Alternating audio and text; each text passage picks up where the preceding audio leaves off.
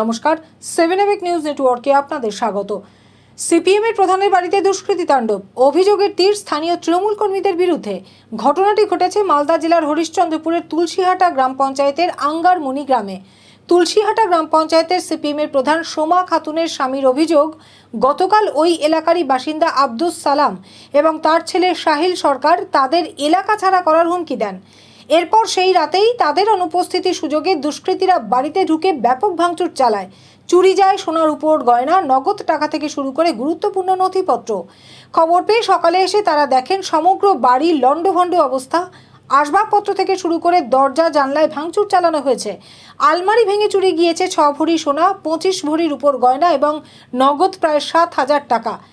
বাড়িতে চুরি এবং তাণ্ডবের এই ঘটনায় তাদেরই হাত থাকতে পারে বলে আশঙ্কা পঞ্চায়েত প্রধান সোমা খাতুনের স্বামী দিলরোজের। তিনি কি জানালেন শুনুন।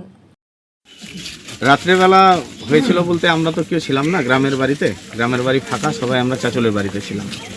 সকালবেলা শুনতে পেলাম বাড়ির তালা ফাটানো আছে, দুটো গেট, দুটোরই তালা ফাটানো, এবং বাড়ির ভিতরে সমস্ত আসবাবপত্র যত কিছু আছে সব ভাঙচুর করা হয়েছে, লকার ফাটিয়ে সোনাদানা টাকা পয়সা যা ছিল, এবং সব থেকে বড় যে সমস্ত কিছু লুট করেছে, যা করেছে ভাঙচুর করেছে, এবং যত কাগজপত্র জমি জমার যত ডকুমেন্টস ছিল আমাদের, দলিল এবং বাবার পেনশনের কাগজপত্র এবং যত রকম তথ্য ছিল আমার বাড়িতে পেপারসের, সমস্ত কিছু দুষ্কৃতীরা নিয়ে গেছে।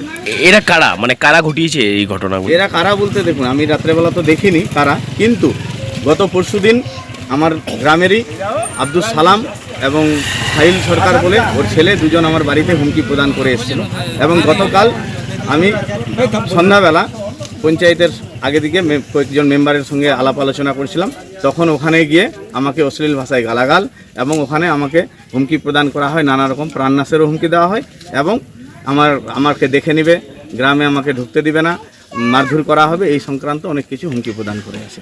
এই ঘটনা কি তাহলে এরাই ঘটিয়েছে মনে করছেন? এখন তো তাহলে হুমকিতে বোঝা যাচ্ছে যে এরাই করেছে, এরা ছাড়া আর কারা করবে? এরা কারা, এরা কোন পার্টি করে? এরা তো মূলত তৃণমূল কংগ্রেস করে। প্রভাবশালী, আমি তৃণমূল গোটা দলকে এখানে দায়ী করব না, কিন্তু বুথ স্তরের কিছু তৃণমূলের কর্মী এর সঙ্গে হয়তো যুক্ত হতে পারে, কারণ কালকে উনি নিজেই বলেছেন সমস্ত মেম্বারদের সামনে যে হ্যাঁ আমার পিছনে আমার পরামর্শদাতা আছে, বলেই আমি আশঙ্কা করছি যে আরও কেউ এর সঙ্গে যুক্ত থাকতে পারে। এখন প্রশাসনিক দ্বারস্থ হব। আমি থানায় যাচ্ছিলাম, আমি তুলসীহাটা থেকে ঘুরে আসলাম, যেহেতু আইসি সাহেব আমাকে বললেন যে ইনকোয়ারি যাচ্ছে, ইনকোয়ারি হওয়ার পর আমি থানায় গিয়ে থানাটা করব।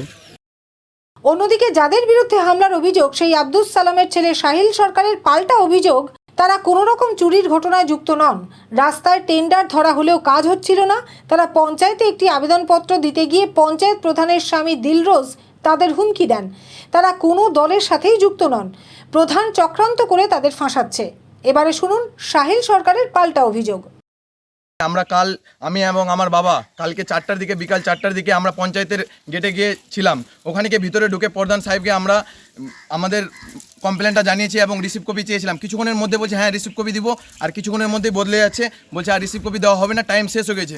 একটু আগে যে লোকটা বললো যে রিসিভ কপি দিব, আর এখনই বলছে দিব না। তারপর থেকে আমার বাবা ওখানে ধর্নায় নেমে গেল, বলছে আমরা এখান থেকে যাবো না, রিসিভ কপি না দেওয়া হলে আমরা এখান থেকে সরবো না। তারপরে অনেকক্ষণ ধরে আমরা পঞ্চায়েতের গেটে বাইরে দাঁড়িয়ে বসে আছি গেটের কাছে, অনেকক্ষণ ধরে দাঁড়িয়ে আছি গেটের কাছে। আমার বাবাকে টেনে ঘিসড়ে এনেছে বাইরের গেটের কাছে। কে করেছিল? সেটা দিলরোজই করেছিল। উপস্থিত থাকতে সেখানে প্রধান নিয়ে উপস্থিত ছিল না, তার হাজবেন্ড উপস্থিত ছিল, সেখানে উপস্থিত ছিল। তারপর থেকে আমাদেরকে গেটের কাছে যখন আমার বাবা এলো না, তার নিজের ভাই তাকে ডেকে আনছিল, কিন্তু আমার বাবা বললো যে আমি আসবো না, যে মিডিয়া আসবে, পুলিশ আসবে, সব এখানেই আসবে। তারপরে মিডিয়াও এসেছিলো, পুলিশ এসেছিলো। তারপরে ওখান থেকে পুলিশ এসে আমাদেরকে তদন্ত করে তারপরে আমাদেরকে যে করার করে নিয়ে তারপরে নিয়ে চলে গেল। বলছি বিবাদ কতদিন ধরে চলছিল? বিবাদ কিছুদিন না, আমাদের মেন সমস্যা হচ্ছে এই রোডটা সম্পূর্ণভাবে যাচ্ছে না কেন? যেখানে নকশায় দেওয়া আছে সেই নকশাটা কেন যাবে না ওখানে? এখানে পঞ্চায়েতের রেকর্ড করা জায়গা, কেন আমাদেরকে কেন রাস্তাটা হতে চাইছে না? এই স্কিমটা অন্য জায়গায় করা হচ্ছে। পরিবারের লোকেরা সম্পূর্ণ আমাদেরকে চক্রান্ত করে ফাঁসানো হয়েছে। কাল আমরা রাত্রে ওখান থেকে আসার সময় দিলরোজ আমাদেরকে সরাসরি বলে দিল যে তোমার সাথে এখন আমার পার্সোনাল দুশ্মনী স্টার্ট। সে বলে দিল যে দেখে নিব। তার সঙ্গে আমাদের একটা আগের লেনদেন ছিল যে আমার বাবা তার কাছ থেকে আমার বাড়ির সামনে কিছু অংশ কিনে নিয়েছিল, সেটা 4 শতক, মোটামুটি 4 লাখ টাকায়। সেই টাকা নিয়ে সে ভোটে লড়েছিল, 10 লাখ টাকা নিয়ে সে 10 লাখ টাকা নিয়ে আমরা জমি কিনে কাল আমাদেরকে হুমকি দিয়েছে সে রেজিস্ট্রি দিব না।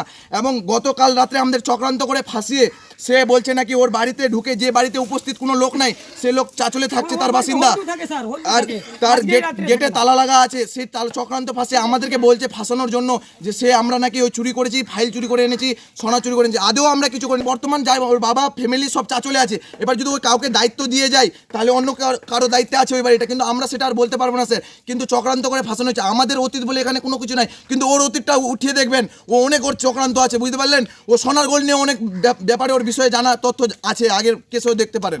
আমাদেরকে সম্পূর্ণ চক্রান্ত করে আমাদেরকে ফাঁসানো হচ্ছে, নিজে পাওয়ার দেখাচ্ছে প্রধানের। যদিও স্থানীয় সূত্রে জানা গেছে দুপক্ষই পারিবারিকভাবে আত্মীয়। আব্দুস সালাম এবং দিলরোজ সম্পর্কে কাকা ভাইপো।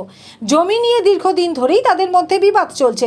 অভিযোগের ভিত্তিতে পঞ্চায়েত প্রধানের বাড়িতেও দুষ্কৃতী তাণ্ডবের ঘটনা খতিয়ে দেখছে পুলিশ। অভিযোগ পাল্টা অভিযোগের ভিত্তিতে গোটা ঘটনা তদন্তে নেমেছে হরিশ্চন্দ্রপুর থানার পুলিশ।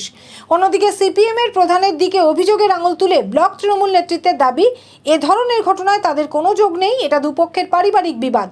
ঘটনার জেরে তীব্র উত্তেজনা ছড়িয়েছে স্থানীয় বাসিন্দাদের মধ্যে। মালদা থেকে তনুজ জৈনের রিপোর্ট, 7 এবেক নিউজ নেটওয়ার্ক।